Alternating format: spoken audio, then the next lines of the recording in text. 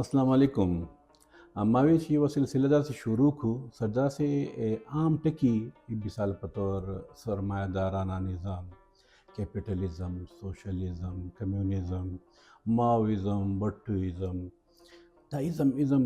هم عام طور موږ استعمالو، خو موږ له دې څه مطلب نه راځي چې دا دس څه.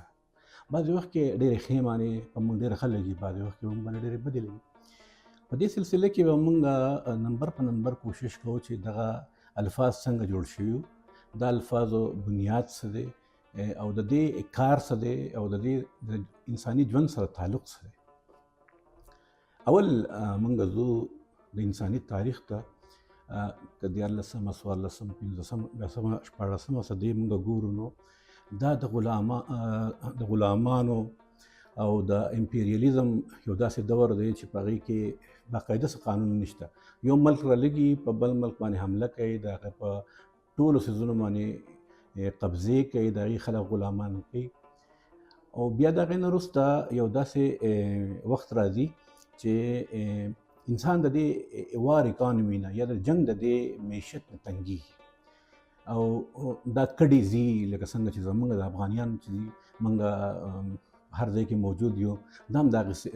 سلسلې یوه کړۍ ده. په 18مه صدۍ کې یو سړی پیدا کېږي، ایډم سمیت. ایډم مطلب که کوم سټوډنټان یې هغه به ایډم ادم د هغې ترجمه راځي، سمیت، ایډم سمیت. هغه په 1731 کې پیدا کېږي او هغه یو ډېر ښه فلاسفر او ډېر ښه اکانومیست و. او هغه دا کوم چې ورته موږ ډېر زیات بد ګورو، سرمایه دارانه نظام، هغه ته سرمایه دارانه نظام باني وایي او یا هغه ته د نوي معیشت باني وایي او بابای معیشت ورته هم ویلی کېږي. سرمایه دارانه نظام چې دی نو دغه تیوري ورکړه، خو دا کومه تیوري چې نن زموږ په دنیا کې دا د دې نه هغه ډېره مختلفه وه. هغه وویل چې 3 کسان، یو یې سرمایه‌دار، یو یې مزدور او یو یې مارکیټ. نو که په دې دریو څیزونو باندې موږ فوکس شو او دا 3 څیزونه موږ بهتر کړو، نو چې څوک چې څه شی اخلي هغه همیشه دا کوشش کوي چې ښه شی واخلم. څوک چې جوړوي یعنې سرمایه‌دار، هغه به کوشش کوي چې ښه شی جوړ شي او د هغې په نتیجه کې به مزدور ته ډېر ښه مراد میلاویږي، ځکه چې هغه پارټنر وي. دا سرمایه‌دارانو نظام چې کله هغه جوړ کړو، د ساده ساده الفاظو کې خبره کوو، نو دې ته یې د انسان ترقي ووایي او هغو ته به خپله ختونکی ستن نور ووایي، رایزنګ سن یې ورته ووایي. او دا نظام چې دی ظاهره خبره ده، په دې باندې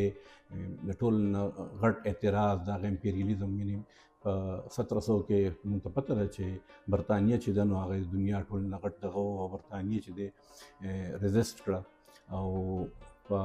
18مه صدۍ کې چې موږ خبره کوو نو ډېرو ملکونو چې هسپانیا، دغسې پرتګال، دغسې نور ملکونه چې دي، هغوی په ټوله دنیا باندې بادشاهانې کولې او هغوی دا خبرې نه منلې. خو د وخت سره سره د دې فلسفې ډېر زیات زور واغستو، د ده په ژوند کې دې ته ډېر زیات اهمیت میلاو شو. خو بدقسمتي دا وشوه چې د ده د ژوند ختمېدو په ټایم کې د 18مې او د 19مې صدۍ په دې منځ کې صنعتي انقلاب راغی. اوس صنعتي انقلاب چې کله راغی نو هغې یعنې اولنی مشین جوړ شو چې هغې به کپړه جوړوله. مخکې به کپړه انسان جوړوله، نو هغه انسان به ډېر عزت و، د هغه به ډېره غټه منافع وه، د هغه به ډېر خاطر و. نو چې کله مشین راغی نو د مزدور اهمیت ختم شو. چې کله د مزدور اهمیت ختم شو نو د سرمایه‌دار پوه شو چې د مزدور خو پکې ما سره دننه کړی. هغه څه چل وکړو چې هغه 12 غنټې کړي او مشین او چاته به یې ویل چې بس نه کوې مه کوه، بل به راشي، مشین دی که نه، مشین چل ورته زده کول دي. نو صنعتي انقلاب چې کله راغی، د صنعتي انقلاب یو ډېر ګند راوستو او هغه د سرمایه‌دارانه نظام یو ډېر بد صورت چې دی هغه راغی چې په هغې کې د مزدور اهمیت بیخي ختم شو او د سرمایه‌دار اهمیت ډېر زیات اهم شو. مطلب کارخانه جوړه کړه، هغه ډول 100 مزدورانو د هغه سره، نو د هغه سره بیا هغه مزدوران چې دي نو هغه شل پاتې شو او هغې نه پس هغه داسې چل وکړو چې په هغه شلو کې هم هغه ته یې ویلي چې یاره که دا چلونه کوې خو ټیک زما سره به یې او پروډکشن چې شروع شو نو پروډکشن د منافع دپاره شروع شو اول د ضرورت دپاره بیا د پروډکشن چې دی نو هغه د انسان نه د منافع لپاره شروع شو اول پروډکشن چې کېدو نو پای کې د مزدور حصه وه ځکه چې مزدور د هغه سره پارټنر اوس مزدور چې دی د هغه سره نوکر شو چې کله دا نظام مخکې تلو او مخکې چې کله دا نظام تلو نو دی په دنیا کې ډېرې خرابیانې پیدا کړې یعنی دا یو طبقه پیدا کړه چې موږ ورته اشرافیه وایو یعنی یوه داسې طبقه چې د هغه سره د دنیا ټول مراعات جمع کېدل شروع شو او یو داسې طبقه پیدا کړه چې د هغه سره د دنیا د ټول نه زیاتې محرومیانې شروع شو هغه خپل محنت چې دی هغه کوو خو هغه ته به دومره رزق میلاوېدو چې د مشین چلولو جوګۍ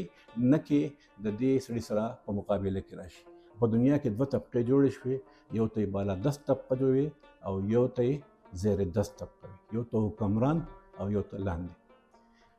دا خبره چې مخکې تله او بیا موږ دې بلې صدۍ ته راځو نو برطانیې امریکا چې ده هغه په دې کې مخکې شوه